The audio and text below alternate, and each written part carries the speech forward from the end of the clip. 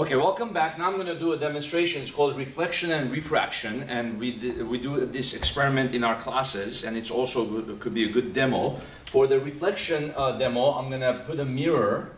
I'm going to put it on a piece of paper, right? Lie it vertical like this, the mirror, and then I'm going to put two pins in random direction on the right side at a certain random angle. I'm going to put two pins, and then from the left side, I'm going to view the image of these pins. Usually I'm going to be seeing two pins. I'm going to be seeing the image of this one separately, right? I'm going to see the image of the front pin, one, and then I'm going to be seeing the image of the back pin, two, right here. So generally, when I look at a particular angle, I'm going to be seeing two pins, but there's a particular angle that where I put my eye like this, and then I don't see the back pin. I only see the image of the front pin. And so when I do that, when I find that angle, I'm going to be putting a pin in front of that and then another pin in front of that. So I can call this pin 3 and 4. So if I do it correctly, I should only be seeing the front pin, the pin number 4. 3 should be hiding behind 4. The image of 1 should be hiding behind 3. The image of 2 should be hiding behind 1. I shouldn't be seeing the back one. I shouldn't be seeing the front one. So in other words, when I do that, I have found a single ray of light that goes through both of these pins and then reflects back, right? So I didn't do the drawing that well. It reflects back. And then so imagine my pins are here. There's a single ray of light that goes through both of those pins and then reflects back. And if you look at that angle, their image of those two pins is hidden behind it. So of course I'm going to illustrate to you in a second. When I do this, I'm going to be videotaping it. And then after I get my ray of light coming in and then bouncing back, I draw the normal to the line, to the mirror. I draw the perpendicular line. I'm going to measure this angle and this angle, theta incident and theta reflected. And I'm going to show that the reflected angle is the same as the incident angle. Theta reflected is equal to theta incident. So this is a quick demo that you can do, and it shows a very important principle of the law of reflection. When a ray of light comes and bounces off a surface, such as a mirror, the angle of incidence is equal to the angle of reflection. The other one that I'm going to do is I'm going to put a piece of glass on the piece of paper. All right, piece of glass, and I'm going to put a pin behind it, and then I'm going to draw the outline of that glass, and I'm going to put a pin. Then I'm going to view the image of that pin from the left or right side. Usually in the lab we do both the left and the right, but for today I'll just do one of the sides. I'm going to view the image of that pin and put two pins in front of the image of that pin. So if I do it right, those two pins should be covering the image of that pin, and I should only be seeing the front pin. Okay, so it's going to look something like this. I should only be seeing pin number 1, the front pin. Then I draw a straight line connecting those two pins, and then wherever it intersects the surface, from there I draw a straight line to the original object. So then I draw the normal line. This is theta incident, this is theta refracted, and then I can prove Snell's law of refraction. N1 sine of theta incident is equal to N2 sine of theta refracted. This is known as Snell's law of refraction. Okay, so let's show this, and then I'll videotape the steps. Okay, so now here's the mirror, the first part, the law of reflection. I'm going to draw the surface of the mirror, draw a line with the surface of the mirror. Then I'm going to put two pins here at the random angle. You don't want to put the two pins exactly perpendicular like this to the mirror, because then the ray of light will go and hit the mirror perpendicular. So you don't want to have it exactly like this, because you don't want to have a perpendicular line. So you want to put it to the side a little bit. Okay, then you want to view here. Notice that when I view the image of those pins, so these are the original pins, and then these are the image of those pins. So depending on the angle, you see how you see two pins, then you move over, you move over, you move over, and then the back one is covered by the front one. I can kind of tilt them a little bit. Okay, so now I tilted it a little bit so that they're not crooked. You see here, at this angle, the back one is completely hidden behind the front one. Right now, you see, you still see the back one. Then if I keep going, then you still see two pins, you see? So my job is now to look with one eye closed. You want to do this with one eye closed because you don't want to have a parallax angle. So then it doesn't matter really which eye is closed. Put this pin in front of those. You see now? If you did it right, the pin that I just put should cover those two other pins. Now if I go like this, you see how you see two pins? But at the angle where you see only one pin in the back, I put another pin in the front to cover their image. Then I'm going to put another pin in front of the one I just put, and now I have two of them here, right? But now if I go to the angle, you see they're all hiding behind each other now. You shouldn't be able to see any of the back three pins. And see here? This is hiding the other three pins. Okay, so now I'm going to take these original two pins out. Then I'm going to put this ruler. You want to draw a line all the way to where the mirror is. So let me draw that line. Then you want to draw a line between these two pins all the way to the mirror. And then let's see what happens here. Line going. You get a line going and hitting the mirror, bouncing back through the two pins that I have. See, that's pin, and then this pin. You see? So it makes a nice, so now I'm going to make a 90-degree normal line there, measure that angle, and then the incident angle should equal to the reflected angle. Okay, so now I've made the normal line to the mirror. This is the line that's perpendicular to the mirror. And then this is my theta incident and theta reflected. So let me put my protractor here like this.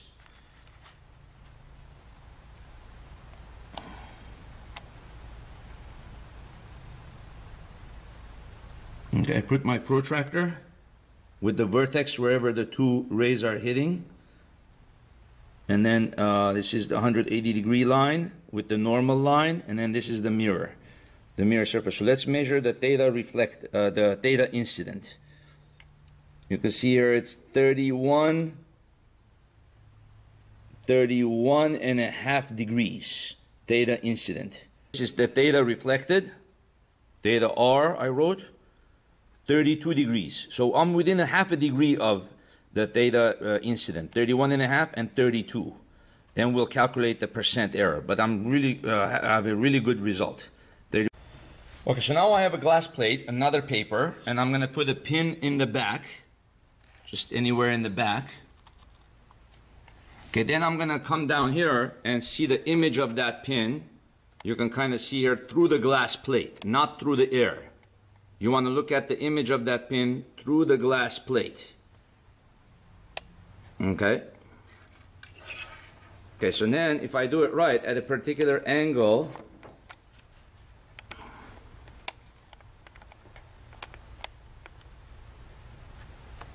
you see how you can only see the front pin and you can't even see the image of the original pin anymore. The original pin is in the background right there, but the image itself, you see the image like this?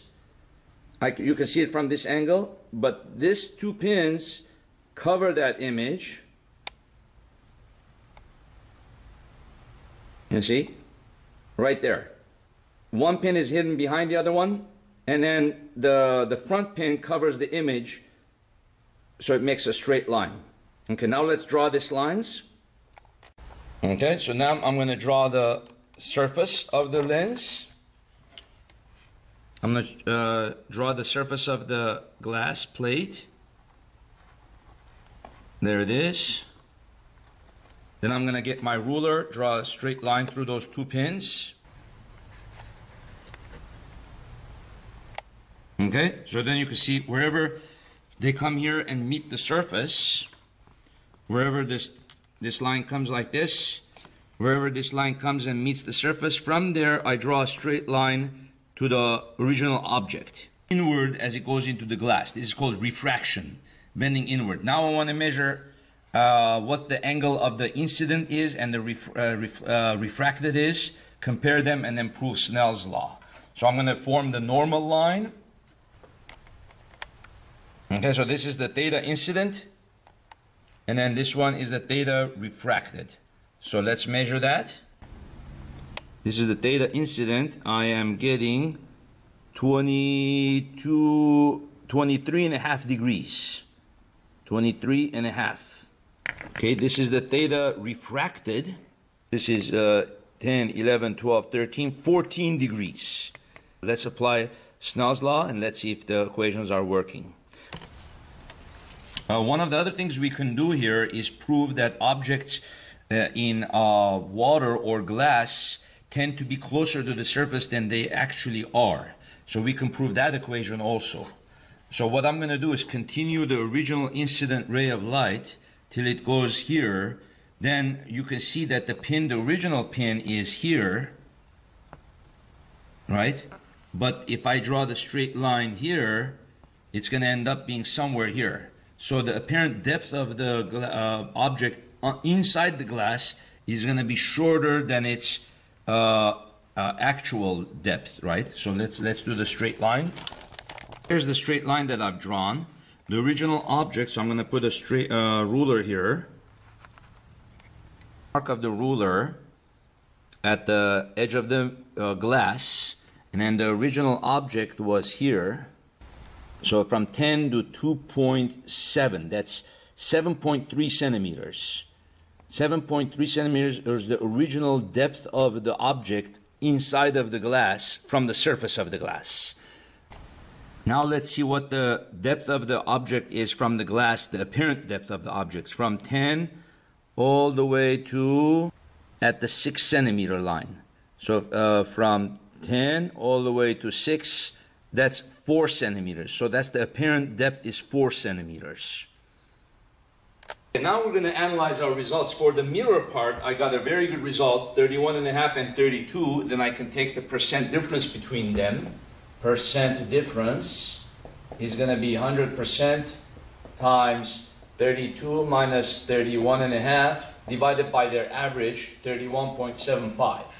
So I'm going to take their average and then subtract them by their average. So I get a very, very good result for the mirror. Error.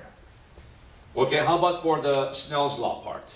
So I have here N1 is the ray of light coming in. I'm drawing it this way, and then I'm drawing it this way. Right? The theta incident was equal to 23.5. So N1 is the index of refraction of air, which is 1. 1 times sine of 23.5 degrees. And then N2 is the index of refraction of the glass, which is crown glass in our case. So its index of refraction is 1.52 times sine of theta refracted. So the refracted angle that we measured was 14, but right now let's assume we don't know that. Let's use Snell's law to predict what the refracted angle is if the incident angle is 23.5. So what would that be? So then I would have to do sine of 23.5. Sine of 23.5 divided by 1.52. That gives me 0.26233. That's equal to sine of theta refracted. Then take the inverse sine of 0.26233. In other words, you're asking the calculator, what angle is there whose sine is 0.26233? So you're taking the inverse sine. So we do second function, inverse sine, that's 15.2 degrees. Theta refracted is 15.2 degrees. So it's telling you if a ray of light in air at 23.5 goes into glass, it should refract, and the refracted angle should be 15.2 degrees. In my case, it was 14 degrees. So even though I did it by myself while videotaping, and it wasn't really perfect, but I still got within 1 degree of the result. So I'm pretty good, I'm pretty satisfied of my result. So my percent error will be, okay, so you can see that we have proven within the limits of the experiment and within the sources of error, of eyeballing the pins, within 8% error I have calculated and I have proven the Snell's law. Let's calculate the apparent depth. The apparent depth I got here was 6 centimeters. So the apparent depth equation is that when something is in glass or water, it will be closer to the surface by this amount. Apparent depth will be equal to the actual depth times the index of refraction of air divided by the index of refraction of glass. Or you could do, if it was a fish in water, you could say the index of refraction of air over the index of refraction of water. So the fishes in water will appear to be closer to the surface. Objects in glass will also appear to be closer to the surface, right? By the ratio of the index of refraction. Of course, that I'm assuming the surface of the glass is flat. It's not a curved glass. Then the equation changes. So the apparent depth, the actual depth is 7.3. The index of refraction of air is 1. The index of refraction of glass is 1.52. So the apparent depth is going to be 7.3 divided by 1.52. I get 4.80. Okay? My apparent depth was actually 4 centimeters. Remember when I measured, this was the 10 centimeter mark and this was the 6 centimeter mark. So the difference of the two was 4 centimeters. So it's still a pretty good result. The apparent depth that I'm getting is 4 centimeters, and the apparent depth that the equation is predicting is 4.8. So if we had time, I would go and do the pins again and see if it was if I didn't put the pins correctly, if I didn't line them up, and redo it and see if I get a good result. And I would also repeat the same thing on the right side. Okay? So the angles that I choose could be anything as long as the two pins line up. And the back pin covers the front pin, and then this pin covers the image of the actual object pin. The angle could be anything that it wants, and it would also be able to prove Snell's law that way. So my percent error will be 100%. So you can see from these quick experiments that you can do a lot with just some pins, some glass plates, and some mirrors, and you can prove important laws such as Snell's law and the law of reflection. Okay? Thank you very much.